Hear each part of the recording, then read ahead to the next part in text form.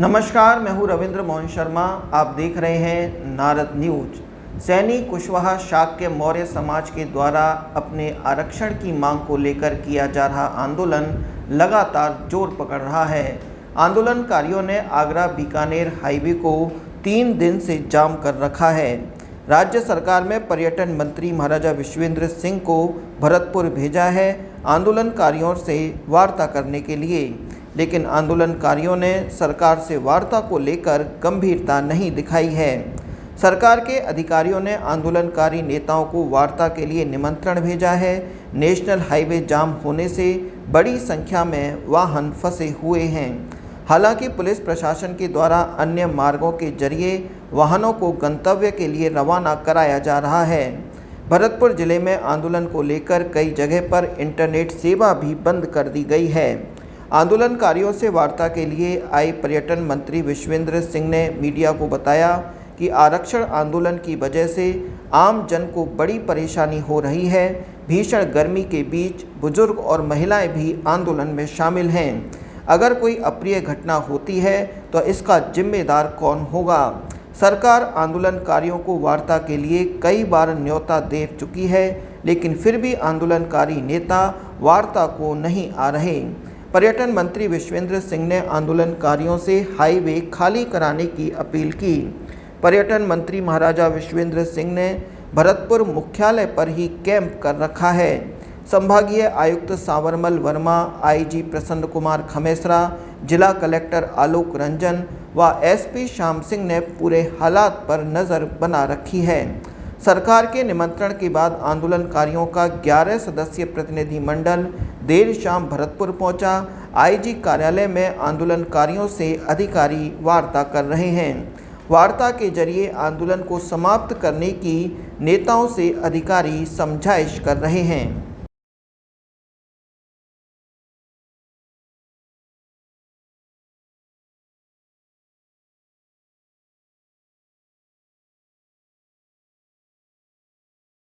आज मैं एक बात बताना चाहता हूँ। 2 दिन हमारा आंदोलन बहुत सफल रहा है। कल भी सरकार के नुमाइंदों से आदरणीय हमारे पर्यटन मंत्री विश्वेंद्र जी को नॉमिनेट किया गया और संभागीय आयुक्त साहब को नॉमिनेट किया। हमने इंतजार किया था कि वो आएँ और हमसे बैठ के बीच में बात करें, लेकिन वो अब आ रहे हैं, वो आ नहीं पाए। आज उनका सुबह मैसेज आता है, कलेक्टर साहब ने फ़ोन किया कि आप अपनी 11 लोगों की कार्यकारिणी भेज दो। हमने 11 लोगों की कार्यकारिणी भेजी, उसमें 2-3 लोग बाहर के थे, वो नहीं आ पाए। हमने 2 बजे का टाइम दिया था। आदरणीय कलेक्टर साहब ने कह दिया कि महाराज साहब के पास 2 बजे टाइम नहीं है, 10 बजे रखिए अपनी मीटिंग। हम 10 बजे मीटिंग करने के लिए तैयार हो गए। उन्होंने कहा अपनी समिति भेजिए, जो नहीं है तो नए सिरे से भेजिए। हमने पूरे समाज के बीच में लिस्ट को बनाया और समाज के लोगों ने कह दिया कि जब गहलोत सरकार के नुमाइंदे आ सकते हैं यहाँ बात करने के लिए, तो हमारा भी यहाँ से नेता नहीं जाएगा। आदरणीय मुरारीलाल जी के लिए जाने के लिए मना कर दिया कि वो कार्यक्रम स्थल छोड़ेंगे नहीं, और तब तक नहीं छोड़ेंगे जब तक वार्ता नहीं हो जाती। उसके लिए मुरारीलाल जी ने अपना 10 आदमियों का कार्यकारिणी तैयार की और उसको ऑथराइज किया, सिग्नेचर करके आदरणीय एसडीएम साहब को दे दिया और कह दिया कि ये मेरा मंत्रिमंडल आ रहा है और आपसे बात करेंगे और ये जो फाइनल कर लेंगे वो फाइनल होगा। साथियों, वहाँ से जवाब आता है कि मुरारीलाल जी नहीं आएंगे तो वार्ता नहीं होगी। हमको शक का दायरा लगा, फिर हम कार्यक्रम स्थल पर से मुरारीलाल को तब उठने देंगे, तब ये धरना टूटेगा जब हमारी बात सरकार से हो जाएगी।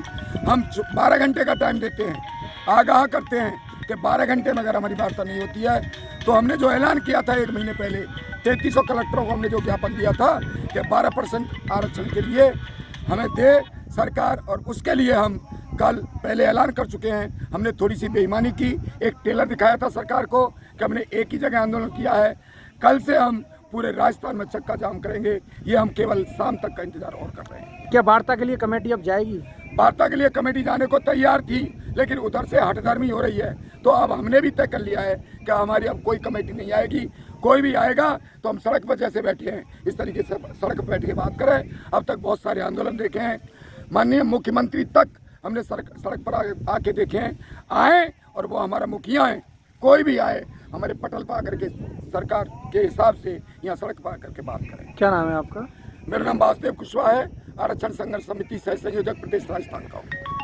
आंदोलन का आज तीसरा दिन है और आंदोलन में 2-3 दिन से वार्ता की प्रशासन की तरफ से कई बार कोशिशें की गई। कलेक्टर साहब भी आए, एसपी साहब भी आए, एडिशनल साहब भी आए। उन्होंने बताया कि भाई आपसे कलेक्टर साहब चर्चा करना चाहते हैं।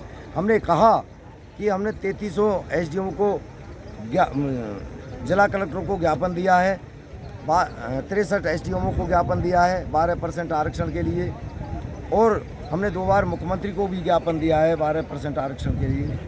तो अब जो वार्ता चल रही है उस पर हमने कहा था कि सरकार की नॉमिनेट कमेटी जो आए और वो धरना स्थल पर आए और यहाँ हम बैठ के बात करें। मान लो सरकार ये कहती है भाई आज फिलहाल निर्णय नहीं हो सकता, सरकार के नुमाइंदे, सरकार की ऑथराइज कमेटी ये कहे कि भाई आप 1 महीने में 2 महीने में सरकार विचार करेगी, आपको जवाब देगी। लेकिन सरकार की जो नुमाइंदे हैं, सरकार की जो कमेटियां हैं, या तो सरकार ने कमेटी ऑथराइज की नहीं, और ऑथराइज की हैं तो वो बीच में गुमराह करना चाहते हैं। क्योंकि हम लोगों के पास जब एसडीएम साहब आए थे सुबह और नदवई के तहसीलदार साहब आए थे, उन्होंने कहा था कि आप कमेटी के नाम दीजिए। हमने 31 आदमी की कमेटियों के नाम दिए।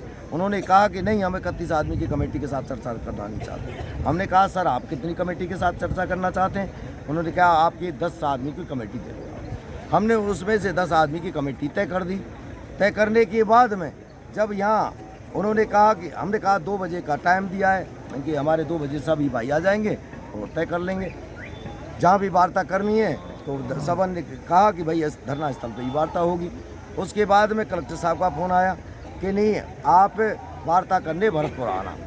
मैंने कहा साहब ऐसा है, भरतपुर के लिए हम लोग चर्चा कर रहे हैं, अभी हमारी कमेटी बैठी है, हमारी कमेटी बैठी हुई है, तो हम ये कह रहे हैं कि हम आपको जहाँ बुलाना चाहते हो वो हमारी कमेटी वहाँ पहुँच जाएगी। आप जो ऑथराइज किए सरकार ने कमेटी, उसको तय करें कितने बजे आए। हमने तो 2 बजे का समय दिया।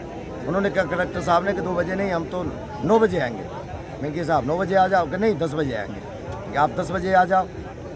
फिर उसके बाद में एसडीएम साहब आए कि नहीं, यहाँ नहीं होगी वार्ता होगी भरतपुर में। भैया भरतपुर में तैयार हैं।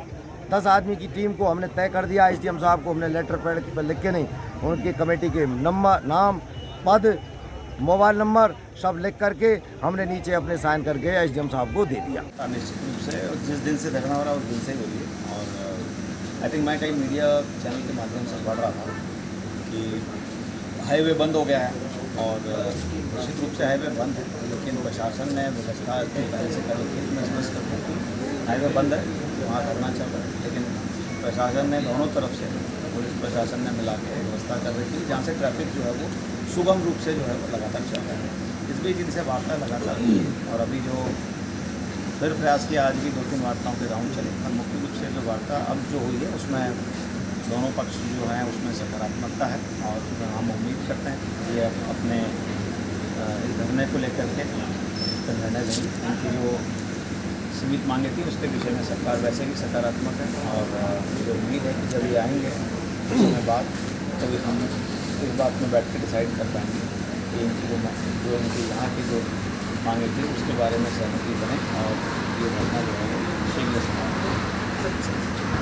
सरकार द्वारा संभागीय आयुक्त साहब और माननीय मंत्री महोदय विश्वेंद्र जी को अभिनंदन किया गया, और वो निश्चित रूप से वार्ता करते हैं। पर जैसा आपने सुबह देखा है तो दोनों ही पक्ष हैं, उसमें इनके भी जो उस पूरे धरने को नेतृत्व दे रहे हैं उनका भी उसमें कुछ लोग नहीं आता।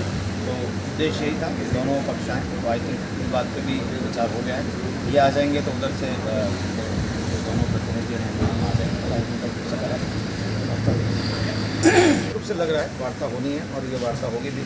क्योंकि देखिए एकदम से जो ऐसी मांगे होती हैं उनके बारे में विचार करके उनको विधिक रूप से परीक्षण करके बताना होता है। तो हमने अपना पक्ष उनको बताया है, और साथ में उनको ये भी समझाया है कि लोगों को कितनी इनकन्वीनियंस हो रही है, और ये जो है आपकी मांग है आरक्षण संबंधी, ये एक विधिक प्रक्रिया है, और ये जिस हिसाब से होगी वो होती रहेगी, और उसमें आपकी बात पहुँचाती जाएगी। तो मुझे पूरी लगता है कि अगले राउंड की जब वार्ता होगी तो और सकारात्मक माहौल में समाधान है। सरकार ऐसी कोई स्पेसिफिक मांग नहीं है। आई थिंक ये जो धरना चल रहा है उसमें विविध संगठन हैं इनके जो, और कई अलग व्यक्ति हैं, तो मुझे लगता है आपने किसी विशेष रूप से बात करी हो, ऐसी कोई मांग जब इनके प्रतिनिधि आए उन्होंने नहीं रखी, उन्होंने ये जरूर मांग की कि साहब हम अपना ज्ञापन दें और उस ज्ञापन के लिए जो है वो कोई होना चाहिए अधिकृत, तो वो अधिकृत लोग जो है वो आपको जैसा बताया वो 2 लोग ऑलरेडी हैं जो ले लेंगे। Thank you. बजती है, एक हाथ से आप ताली नहीं बजा सकते और वही हाल आज हो रहा है कि एक हाथ से ताली बजाने की कोशिश हो रही है।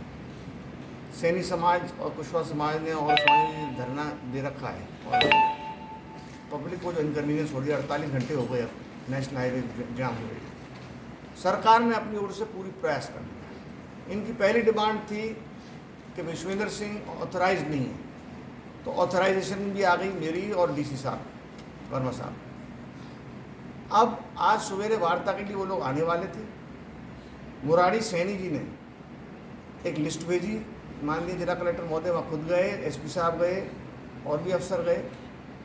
उन्होंने लिस्ट दी जिसमें सबसे पहला नाम था जिन्होंने शुरुआत की इसकी, मुरारी लाल जी सैनी का। अब वो कहते हैं कि मैंने इनको अधिकृत कर दिया है और मैं नहीं आऊँगा वार्ता करने के लिए।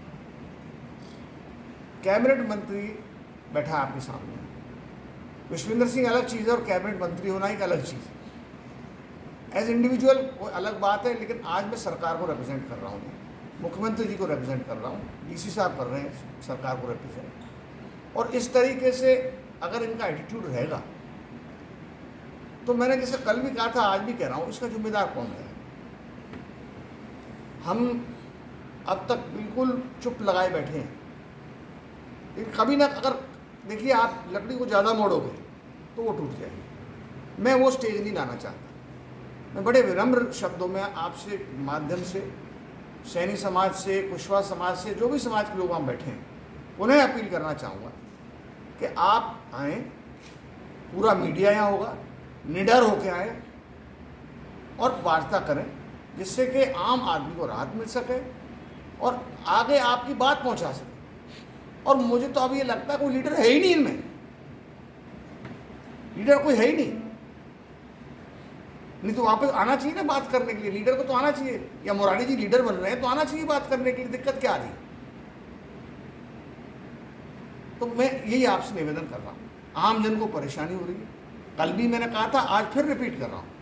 और अगर वहाँ बुजुर्ग भी बैठे हैं, गर्मी 45 डिग्री टेम्परेचर है, महिलाएं भी बैठी हैं, अगर किसी को कुछ हो गया तो कौन जिम्मेदार होगा? मुरारी जी होंगे। शुरुआत तो उन्होंने करी, ऐसे लोग होंगे उसमें। तो आप ये उनसे, मेरे माध्यम से, आपके माध्यम से मैं ये निवेदन करना चाहता हूँ कि मेहरबानी करके शांति लाएं जिले में, अराजकता फैलाने की ज़रूरत है नहीं। शांतिपूर्वक अभी तक तो